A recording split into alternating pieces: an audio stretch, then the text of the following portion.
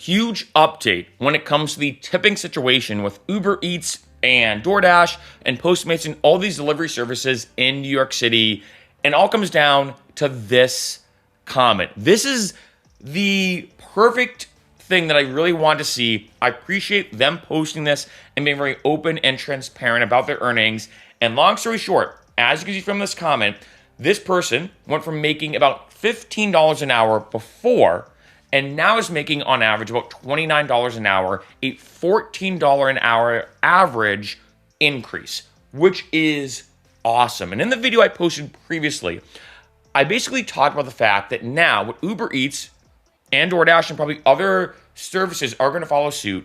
Now, when people order delivery, they don't tip in the beginning, they tip at the end. They tip after they get their food. And I brought up the pros and the cons to this, the fact that if you think about it, I've mentioned this in other videos, delivery driving is really the only service that you tip before your order gets there, right? And I've mentioned that there's a lot of great Uber Eats drivers and DoorDash drivers out there, et cetera, et cetera.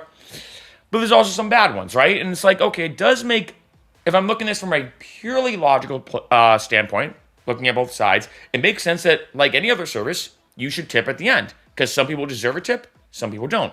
On the other end, I understand where delivery drivers are coming from, where they're like, hey, if I'm going to do all this work and everything, and I see that they're not even tipping me in the beginning, and I'm not even going to get a tip, I'm not even going to accept the order. So it's kind of the chicken before the egg type paradox. Now, when it comes to this, what Uber did, what DoorDash has done, is they're now tacking on extra fees to people in New York City. And I want to say as a quick side note, you may be thinking like, well, Mark, this is New York City. I live in Chicago. I live in Portland, Oregon, or whatever. When something happens in one area, and I've said this before in other videos, so I'm just preparing everybody for the next couple of years, it causes a ripple effect around the country typically, especially in big areas like New York and California. And so when it comes to this, my big worry was, well, are drivers going to get the tips that they deserve? I mean, this is not good. Are drivers going to make less money now? And per that comment, the answer, which is awesome, is no. Now that there's a minimum hourly guarantee in New York City and everything, as you saw from that comment, even though, yes, they're making less money in tips now, at the end of the day, let's be honest, it all comes down to the bottom line. How much money are you walking away with? Whether it's mostly tips or mostly a minimum hourly guarantee, let's be honest, we don't really care as much about tips per se as about making the right kind of money. Now, here is my concern with this whole tipping situation is how much Uber and DoorDash takes out versus tips. Now, here's a really good kind of mathematical explanation.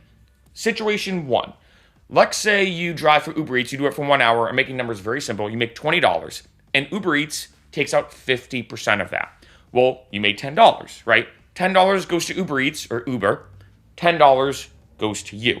Ignoring taxes, depreciation, making numbers simple. You made $20, they get 50%, $10 goes to Uber, $10 goes to you. In situation two, let's say you made only $16 an hour. You made less money. However, $6 of that is in tips. Now, doing the math out, you keep 100% of your tips, $6. And then that extra 10 that you made, well, half goes to Uber, right? So Uber gets 5, you get 5. So in situation two, even though you made $16 an hour, only $16 an hour, you in total walk away with $11 for that hour.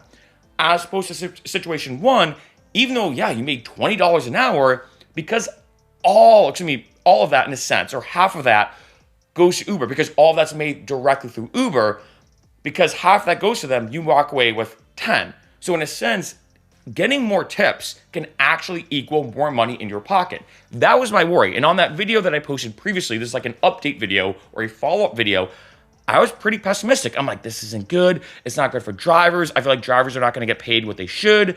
I mean, asking for tips at the end, like, yeah, it's not like they're removing tips, but even still, we all know, like, take Uber and Lyft, for example. I saw one comment, and someone posted this, and it's such a classic line, where someone's like, oh, I'm gonna tip you, thanks for the ride, I'll tip you in the app, or I'll tip you in a couple minutes, and you're like, okay, right? Like, it's super, super frustrating. I mean, every driver's heard that line. I'm like, oh yeah, I can tip, just give me a couple minutes, I just need to, and you're just like, yeah, okay. And the reason why, like I mentioned in that video, when it comes to tipping, when it comes to Uber and Lyft specifically, is one, like I said in that previous video, one, back in the day, they actually did not want you to tip. I think that mentality has changed. So I don't think there's much of a relevancy, at least right now in this day and age. The second thing, or the biggest one, is there's no social pressure, right? When I used to bartend and someone, I give them their tab, they're right in front of me. And obviously, I'm not going to stand there like a bartender like this. But I will say, as a side note, a little kind of fun fact about bartenders, even if we try to act like we're not looking and judging about how much you tip, we do notice. We do this kind of like thing where we're like, oh, thank you for the check. And we kind of like look closely, to be like, okay, how much they actually tip. And whether any bartender wants to admit this or not, we do, of course, judge you upon that. I want to say that as a side note in case you're curious. But anyway, so there's no social pressure. And I think that alone is a big deal. For example, let's look at the reversal. We've all been there where, let's say you get a cup of coffee and the person says, it's just going to ask you a few questions. And they turn that iPad or tablet around and you're like, I said this before on a video a while ago. I went to an EDM show, Sound nightclub here in LA, Space Yacht. In case you're into electronic music, Space Yacht is like the GOAT. It's Space Yacht and Brownies and Lemonade, but Space Yacht's one of the GOATs of throwing EDM events here in LA. Went to Sound nightclub. It was like $5 cover, right? It's one of those situations if you get there like before 11, you get to pay $5 to get in. Great deal. So I was like, all right, here's $5. And the lady goes, okay, it's just going to ask you a couple questions. She turns the tablet around. I'm like, wait, am I tipping the person who like asked me or just gave me my ticket? I'm like, what? Now, if let's say that tip was going to the DJs or the artists or the musicians performing, no problem. I have no problem supporting live music and tipping on top of that. But I'm like, where's this money going? Am I tipping the nightclub?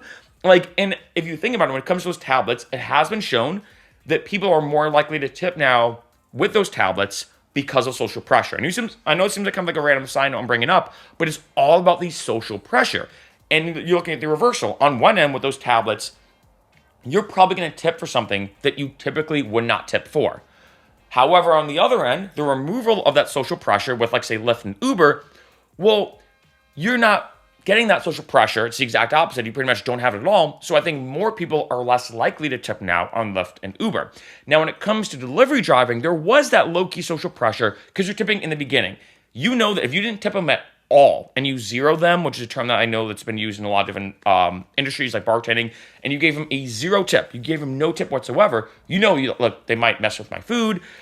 Are they going to be nice and courteous? Are they going to do something mischievous? And granted, they shouldn't be doing anything wrong to your food. But let's be honest, if you don't tip in the beginning, it's like, okay, I want to get my food. I want it to get there in one piece. I want to get there and not be touched, not be cold and everything. So you know that you have to tip. But now you can easily just order on Uber Eats and DoorDash in New York City. Let's say your food gets there and it's perfect. And you're like, oh yeah, I'll make sure to tip you in the app. And it's like, okay, at least like say like back in the day with receipts, for example, when let's say you had to pay with cash or credit card, the delivery driver would not be able to leave your house until they got that tip, right? They're kind of standing there being like, all right, you can't tip in the app because the app didn't really exist yet. So there was that social pressure as well. That's what worried me, being honest. And granted, while that I think still might affect some drivers' earnings, coming and bringing everything into full circle now for this video following up, I think that's actually not the case now. And it's awesome to see that comment because I did say on that video, please, if you live in New York City and you are doing delivery driving, comment what your earnings are like now. Is it better or worse? And as you saw from that one comment, again, that is just one example, but I think the numbers don't lie, and that's a huge jump. They're now making $14 extra an hour when it comes to doing delivery driving. Yeah, they're getting less tips, but who cares? It's all about the bottom line. Like I said, even that situation, like, yes, sometimes tips can actually cause you at the end of the day to make more money. If you're making so much more money from a minimum outlay guarantee and everything else being included, well, hey, who cares if you're not getting that many tips or that much tips at all? And if anything, maybe you might make even significantly more money because let's be honest, when it comes to delivery driving, you always tip. So I can see not only you're making more money from the minimum outlay guarantees than now just in New York City, but on top of that, boom, all those tips. So this is huge. I think this is a big win for delivery drivers, and I'm so happy about this just in general. I mean, this is massive, and I'm really glad that I got to see that, like I said, because in that prior video, it was kind of pessimistic. I think I even put in like a thumbnail, like, you're not going to like this or something like that, right? And that was my perspective. I'm like, this is not good. But seeing the way things look mathematically, remember, numbers don't lie. And the biggest thing I love about math and accounting and numbers is, one, numbers don't lie, and two, it's all about what the numbers represent as well. It's always looking at the numbers and what they represent, and looking at the numbers. Drivers are now making more money in New York City, which asks me, which poses the question, at least to me, when I think about this, and that is, could this spread to the rest of the country? Now, of course, Uber and DoorDash and other delivery services don't like this, which is why they've tacked on an extra fee. However, I think that's a win-win for everybody. I think for some people, they might rather spend, I think it's like, I saw on that article, it was a $2 fee or an extra $2 fee for a $30 order. That's cheaper than a tip. So, and if you look at the bottom line for everybody, ignoring Uber Eats and DoorDash because who cares? The people ordering the food, let's say if they don't tip, they're spending less money as opposed to if they did tip or they had to tip. And the drivers are making more money because of all the guarantees down, the minimum hourly guarantees and the new legislation and the new rules and guidelines and laws with delivery drivers. It's a win-win. People are spending less money for their food overall if you look at all the math, and drivers are making more money now because of this. This is something that should be a countrywide thing. And of course, there are still people, as they should, who will still continue to tip as they should, even though you tip retroactively now as opposed to proactively, right? And like I said, for every other industry, it's usually the other way around. You usually tip retroactively, where you tip at the end and you pay for the tip of what you already got. As opposed to delivery driving is proactive, you tip before anything even takes place. And I think this is huge. I mean, honestly, I think this is a huge one. Like I said, who would not want to make an extra $14 an hour on average? And they did say, yeah, I'm now making about $29 an hour on average in terms of my active time. This is a huge win for delivery drivers again. And shout out to them for posting that comment and being transparent about their earnings. I love seeing that because, when certain things come about, when it comes to new legislation and rules and laws, you never know how it's actually going to work in practicality, right? Like one of my favorite quotes is, knowledge is knowing tomato is a fruit, but wisdom is knowing not to put it in a fruit salad.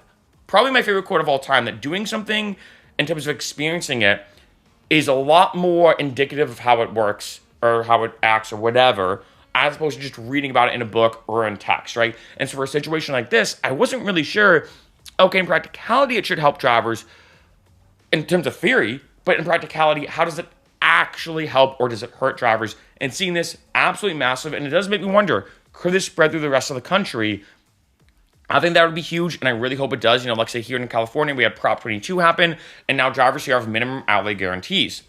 That's massive, right? And so I think that although, yes, there's been a lot of pros and cons when it comes to Uber and Lyft and a lot of back and forth and everything, this is probably one of the first major wins I've seen for people, not just in terms of like, oh, Uber and Lyft got sued. It's like, who cares, right? Like, I mean, let's be honest. Like, they get sued. That's like a drop in the bucket to them, right? Who cares? The biggest thing is, how does this affect drivers? How does it actually affect the people who are doing these deliveries, who are doing these rides and everything? And in this case, looking at the numbers and everything, I'm so happy to say that this is probably one of the biggest, if not the biggest, positive change to happen for delivery drivers. This might even include rideshare drivers as well. The biggest change to happen that's positively affecting people doing the gig economy in New York City, and I'm really hoping other cities and states around the country follow suit.